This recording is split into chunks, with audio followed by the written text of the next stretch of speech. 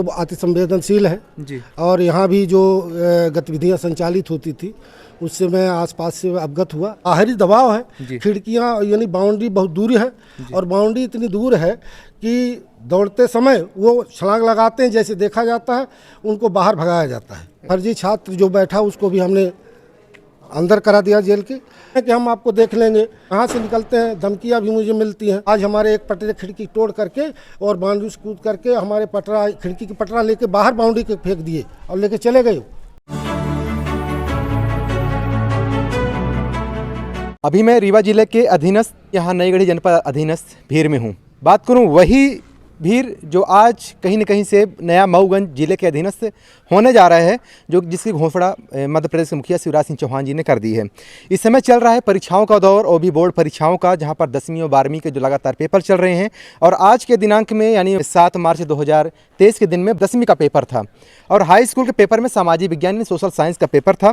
लगातार विवादित घेरों में यह जो शासकीय उच्चतर माध्यमिक विद्यालय भीर है, ये लगातार विवादित घेरों में नकल के दृष्टया में लगातार जाना जाता है। अभी हाल में ही जो प्रथम दिन जो भी पेपर था, यानी लगभग हिंदी का पेपर था, उसमें लगभग 2 से 3 की संख्या में मुन्ना भाई पकड़े गए थे, जिसकी आपने लगातार वीडियो और कहीं न कहीं से भीर विद्यालय के ऊपर एक सवाल खड़े हुए थे। लेकिन अभी जरा एक बार तस्वीरें देख लीजिए। तस्वीरें आप देखिए। सबसे पहले ये बाउंड्री से किस तरीके से बच्चे कूद रहे हैं, और दूसरी तस्वीर आप देख पा रहे हैं, ये दूसरी तस्वीर यह है कि किस तरीके से जो चुटके का आलम है कैसे करके भेजा जाता है। और जो ये क्वेश्चन पेपर है, आप पूरी तरह से क्लिपिंग में देख सकते हैं किस तरीके से क्वेश्चन और इस क्वेश्चन का आंसर और आंसर के साथ में एक गिट्टे के साथ में भेजा जाता है। और कहीं न कहीं से इसमें जो भागीदारी होती है, तो जो बाहरी जो लोग होते हैं सबसे ज़्यादा उनको देखी जाती है, लेकिन जो लगातार कही जाती है, यहाँ पर बात बताया जाता है केंद्र अध्यक्ष लगातार प्रयास कर रहे हैं, लेकिन इसके बावजूद भी नकल की जो प्रक्रिया है इसको कहीं नहीं रोक पाना बड़ा असंभव दिख रहा है। इससे प्रभाव ये पड़ता है कि जो पढ़ने वाले लिखने वाले बच्चे हैं, जब उनका परसेंटेज कम होता है, नकल करने वाले बच्चों का जब परसेंटेज ज़्यादा होता है, उस वक्त इनकी मानसिकताओं पर भी गहरा चोट पड़ता है।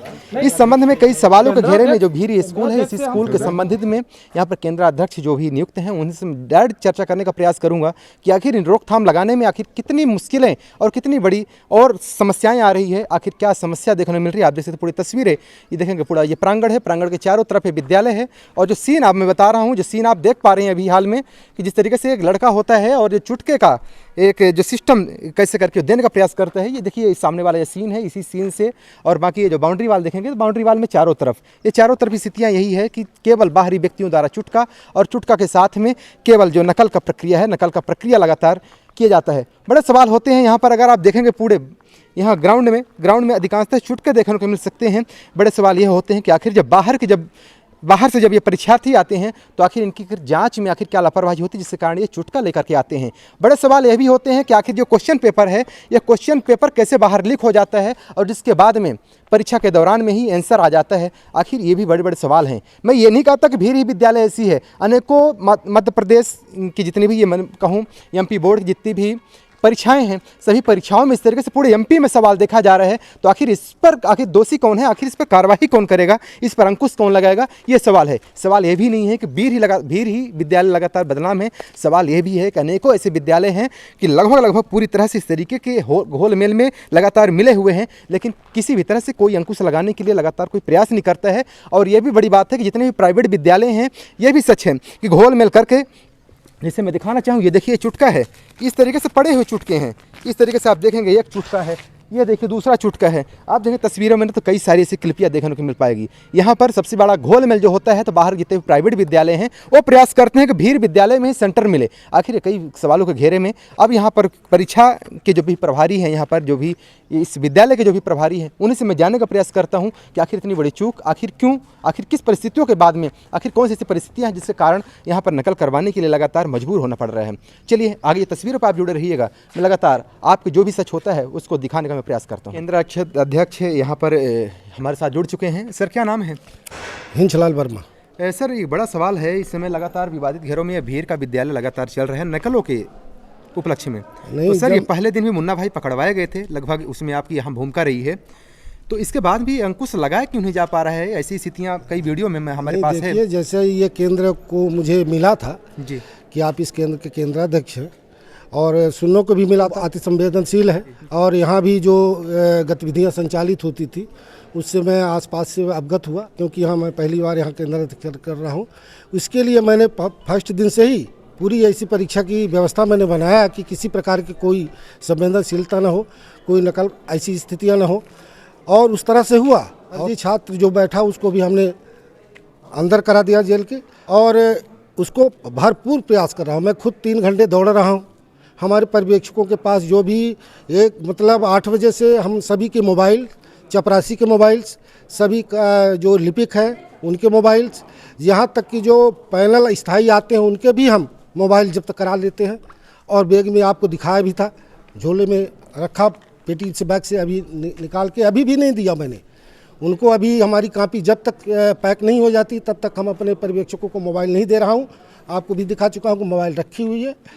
तो सर ये क्वेश्चन जो होते हैं परीक्षा समय के ही दौरान नहीं बाहर लीक होते हैं नहीं, ऐसा तो सर? ये हमारे सेंटर से ये गारंटी है कि पेपर्स लीक नहीं हो रहे हैं और नहीं जा रहे हैं, क्योंकि 3 घंटे मैं दौड़ रहा हूँ। हमारे पर्यवेक्षक भी है। खिड़कियाँ हमने पूरी तरह से बंद करा दिया, और खिड़कियाँ भी ताला लगा के बंद करा दी। जो खिड़कियाँ नहीं हैं उसमें हमने पर्दे लगा दिया हूँ। पर्दे लगाने के बाद खिड़कियाँ जो पटरे हैं उसको भी लगा दिया हूँ। आज हमारे एक पटरे खिड़की तोड़ करके और बाउंड्री से कूद करके हमारे पटरा, खिड़की की पटरा लेके बाहर बाउंड्री के फेंक दिए और लेके चले गए। आप लोग देखे होंगे, यदि बाहर रहे होंगे तो। बच्चों से मेरी वार्ता हुई, उन बच्चों के द्वारा बताया गया कि हाँ कुछ क्वेश्चन बताए गए हैं वहाँ पर। ना, ये गारंटी हम ले रहा हूँ कि इसमें किसी प्रकार की कोई मतलब पर्यवेक्षकों के द्वारा न किसी के द्वारा कोई बता नहीं जा रहा है। सर जिस तरीके से संवेदनशील की आपने बात की, तो क्या ऐसा कुछ देखने को भी मिल पा रहा है हाँ, संवेदनशीलता जैसा माहौल? जो या फिर हरी दबाव है, खिड़कियाँ यानी बाउंड्री बहुत दूर है, और बाउंड्री इतनी दूर है कि दौड़ते समय वो छलांग लगाते हैं, जैसे देखा जाता है उनको बाहर भगाया जाता है, और वो पत्थर भी मारते हैं। सर दबाव किस तरीके से देखा जा रहा है इस समय आपके ऊपर? हमारे ऊपर भी यहाँ से निकलते हैं, धमकियाँ भी मुझे मिलती हैं। कौन लोग देते हैं? अब हम पहचानते तो नहीं है, जैसे खिड़की से बाउंड्री के बाहर में राउंड लगा रहा हूँ तो ये देखते हैं, बाहर बाउंड्री के बाहर रहते हैं, है ना, तो भी कहते हम आपको देख लेंगे, है निकलना देख लेंगे, रास्ते में देख लेना है, इस तरह की परीक्षाएं क्यों ले रहे हो। तो इस तरह की गतिविधियाँ हमारे साथ भी हो रही कितनी मदद मिल पा रही है? पुलिस की हमारे पास जो 2 हमारे यहाँ गार्ड हैं, और वो दोनों गार्ड जो हैं तो हमारे क्योंकि बाउंड्री लंबी है तो 1 दिन 2 दिन छत भी चढ़ के वो उनको कंट्रोल करते हैं है ना, और नीचे हम कंट्रोल करने को करते हैं नीचे, और फिर उनको भी निचाल करके हमने कहा कि एक आध बार राउंड कर दे, पुलिस बल बढ़ जाए तो बाउंड्री बाहर के जो चारों घेरे लगा रहे हैं बाहर, तो वो वहाँ से भाग जाए, वो उतनी दूर हम ना पहुँच पाएँ। और बाउंड्री बाहर के अंदर तो हम नहीं आने देते हैं, कोशिश कर रहा हूँ, पूरी भरपूर कोशिश कर रहा हूँ कि नहीं आ रहे। यहाँ CCTV कैमरे तो ना लगे होंगे? अब ये CCTV कैमरे नहीं लगे। बहुत बहुत धन्यवाद सर।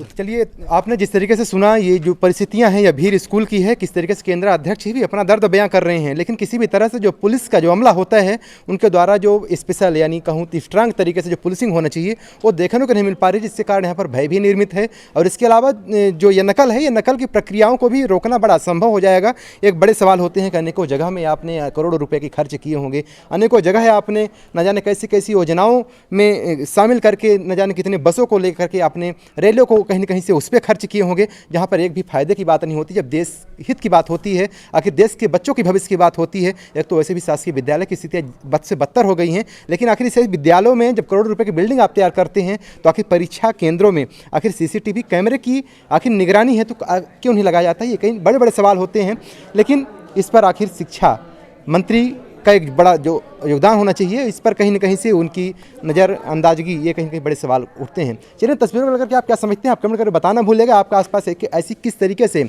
इस तरह की स्थितियाँ हैं यहाँ पर, तो वैसे आपके आसपास कैसी है अभी वो बताना भूलिएगा। बहुत बहुत धन्यवाद।